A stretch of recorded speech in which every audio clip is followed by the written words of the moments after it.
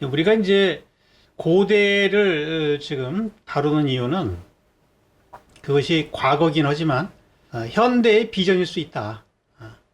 저는 뭐 그렇게 보고 있고, 사실 우리가 굉장히 발전하고 있는 것 같지만, 발전하고 있는 건 과학이 발전하고 있는 것이고, 인문학이라든지 어떤 그 정신세계로 보면은 뭐 어떤 면에서는 또 퇴보하고 있는 면도 있는 것 같아요. 사실 뭐 우리가 다루는 경전들, 4대 성인들이 다 과거 분들이잖아요. 2000년 전, 2500년 전 살았던 그런 분들의 그 내용을 가지고 우리가 정신의 양식을 삼고 있는 건데, 그 이후로 그렇게 더 뛰어난 사람들이 나오지 않았다는 거 아니겠어요? 예술은 정신을 다루기 때문에 오히려 어떻게 보면은 우리가 찾는 그런 비전이 이 과거의 전통 속에 있을 수 있다. 그리고 이제 그런 것들을 레퍼런스로 가져올 때 어떤 오늘날을 살아가는 어떤 지혜를 얻을 수 있다. 이렇게 생각되기 때문에 이 시리즈를 우리가 다루고 있는 거죠. 또 한 가지는 이 우리가 이제 공예를 다룰 때 공예는 이제 기능적인 실용성에다가 어떤 정신적인 미의식이 가미된 그런 예술이라고 할 수 있는데, 현대에 들어와서 파인아트, 순수 예술이라는 분야가 생기면서 이제 공예를 좀 무시하는 이런 경향이 좀 있는 거죠. 기능성이 있는 거기 때문에 예술성이 약하다 이렇게 보고 있지만, 사실 그 예술성을 가로막는 것이 기능성이 아니라 경직성이다. 기능적이라고 해가지고 비예술적이다 이렇게 말할 수는 없다는 거죠. 기능성을 가지고 있으면서도 얼마든지 예술성을 가미할 수 있다. 그래서 우리가 이제 공예냐 순수미술이냐 이거를 구분하기보다도 얼마나 예술적이냐 덜 예술적이냐 이거를 판단하는 것이 더 중요하다라고 생각이 됩니다. 네. 그래서 이 고조선의 어떤 청동기와 서양의 기하추상의 관계를 좀 살펴보고자 해요. 과거를 그냥 지식으로 아는 것은 큰 의미가 없죠. 현대성과의 관련 속에서 과거를 봐야 되는 거죠. 그럴 때 어떤 역사라는 것이 우리한테 살아있는 교훈이 될 수 있는 거죠. 자, 청동기와 기하추상. 이 주제 자체가 좀 신선하지 않나요? 서양에서의 기하추상의 출발은 이제 세잔에서부터 시작됐다고 볼 수 있는데, 세잔이 처음에는 인상주의의 영향을 받았지만 나중에 이제 너무 그 눈의 감각에 의존하는 그 인상주의의 그 비판적인 태도를 가지고 변치 않는 본질, 눈에 보이는 현상이 아니라 그 안에 감추어진 형태의 본질을 찾고자 했거든요. 그래서 원기둥이라든지 구, 원뿔, 이 모든 형태가 이런 기하학적인 요소로 환원될 수 있다.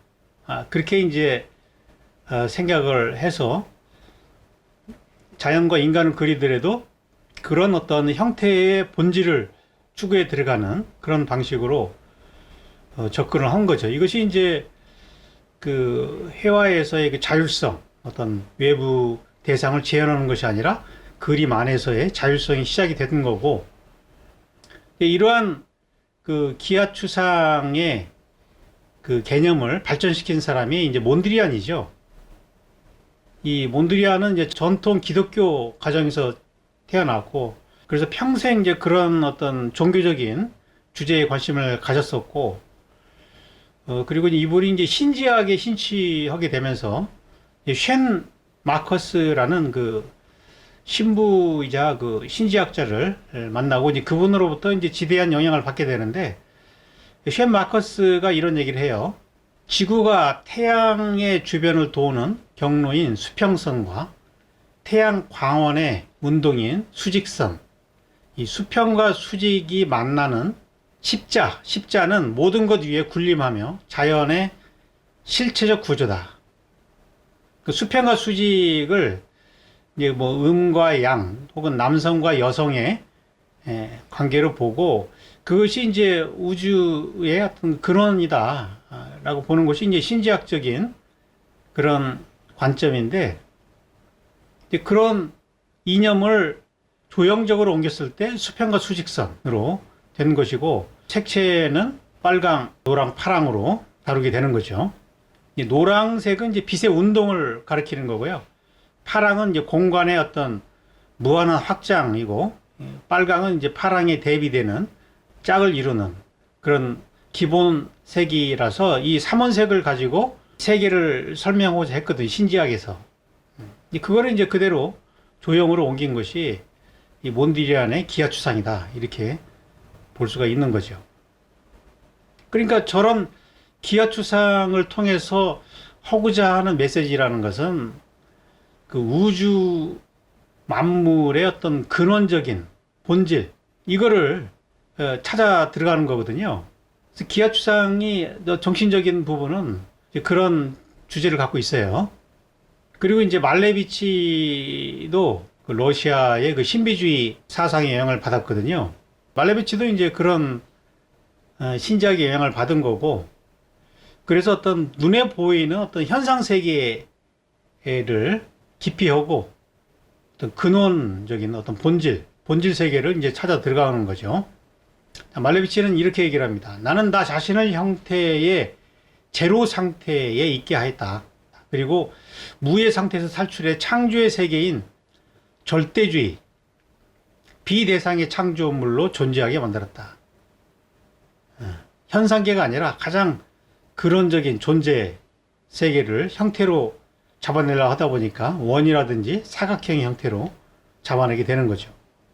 자, 청동기 시대의 중요한 유물은 이제 청동검, 청동방울, 청동거울, 이 세 가지가 이제 주요 유물인데, 이게 이제 청동거울이죠. 단유 세문경이라고 그렇게 부르기도 하는데, 요게 이제 거울의 뒷면이고, 요게 이제 앞면이죠. 이제 오래돼가지고 시커매졌는데, 청동이니까 이제 빛을 받으면은 이제 여기서 이제 반사가 되겠죠. 자, 이렇게 이제 그 당시에 지도자들이 가슴에 이걸 차는 거거든요. 그러면 이제 햇빛이 이렇게 반사될 거 아니겠어요? 그래서 이제 하늘의 빛을 이제 받는, 수신하는 사람의 어떤 상징인데, 이게 이제 태양을 상징하는 거죠. 태양의 빛을 상징하는 거죠. 하늘을 상징하기도 하고. 근데 이 뒷면에다 이 뭐 이렇게 그렸냐는 거죠. 위에 그린 걸 보면은 크기가 한 지름이 21cm, 212mm거든요. 그러니까 뭐 조그만 하죠. 이만하잖아요. 이만한 건데 이 안에 13,300개의 동심원과 네모 세모를 그려놨어요. 선 간격이 0.3mm 간격으로 그걸 그은 거라고요.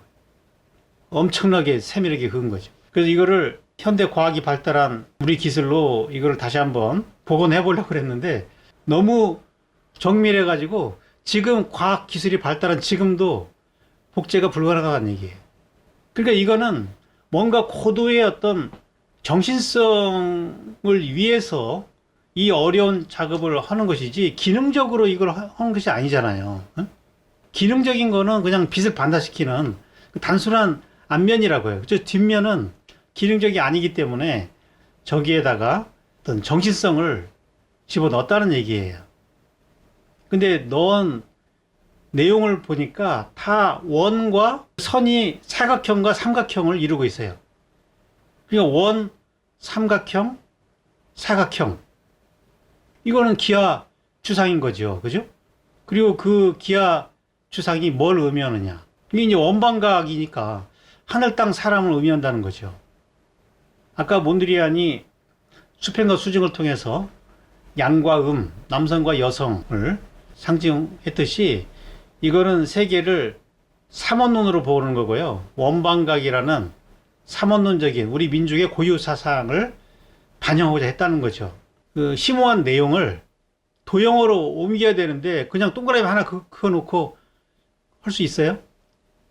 온 정성을 다해가지고 그걸 표현해야 되겠죠. 그러니까 기술이 발달하지 않은 그 시대에 이러한 노력을 한 거 아니겠어요? 엄청난 이거는 공을 들여서 만든 거거든요. 그러니까 이거는 기하추상이다 이렇게 말할 수 있다는 얘기예요. 그렇지 않으면 이런 수고를 할 이유가 없는 거라고요. 그냥 기능적으로 그냥 빛만 반사시키면 되는 건데 그 뒷면에다가 이런 노력을 했다니까요. 이 주제가 확실하지 않으면은 뭐 이런 노력을 할 수가 없는 거라고요. 자, 네모, 세모를 계속 이런 식으로 만들어 가는 거거든요. 이거야말로 기하추상인 거죠. 기하추상. 그 다음에 이 청동방울. 이게 또 우리나라에서만 출토되는 거거든요. 뭐 다른 데는 이런 게 없어요. 청동방울은 이제 8개의 이런 원들이 있기 때문에 팔주령이라고도 부르는데 가운데 형태를 보면은 명확하게 태양을 그리고 있어요. 태양의 빛이 이렇게 퍼져 나간다는 얘기예요. 이런 선을 그렸잖아요. 선. 이 선들이 그러니까 이 광선이라니까요. 광선. 저는 이런 선들을 다 광선이라고 봐야 된다고 봐요. 광선. 빗살무늬에 있는 선도 광선이라고 해요. 광선. 이거는 이제 화순의 그 대곡리에서 발굴된 청동기인데 그 팔주령이죠. 이것도 그렇잖아요. 가운데가 빛이잖아요. 태양이 가운데 들어있잖아요. 그리고 이 빛이 이렇게 퍼져나가서 8개로 갈라져 나가는 거거든요. 그래서 이게 이제 각 개체들을 이루고 있지만 이것들의 근원은 빛이란 얘기예요. 저는 팔주령에서 엄청난 인문학적 영감을 얻었어요. 이 팔주령이 이렇게 생긴 거거든요. 도면으로 그려보면은 가운데 있는 게 빛입니다. 빛. 태양이잖아요.